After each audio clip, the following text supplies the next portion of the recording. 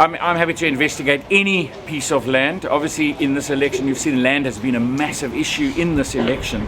And if anything untoward, we've got to deal with it. I mean, the previous question around corruption, we've got to deal with it if there's corruption. What we need to do is, government has got land. We need to say we discount land if we're doing it for a social good. In other words, and as a province, our land is available for health and education primarily. And then, of course, there's human settlements.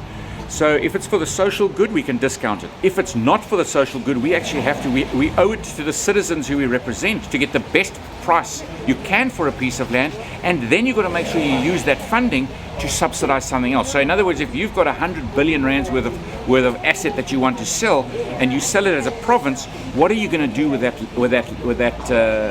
money? You need to, and we've got to make a decision on many of our pieces of land, on how do we actually take some of those pieces of land that we're not going to use. It costs us money in rates and taxes at the moment and security, but if we can sell it and build 3 more schools, or sell it and build 3 more health facilities, or sell it and use that funding to do human settlement development, then that is the right thing to do if you're discounting. You can't discount for other reasons. Would that include low cost housing? Correct. Within the CBD?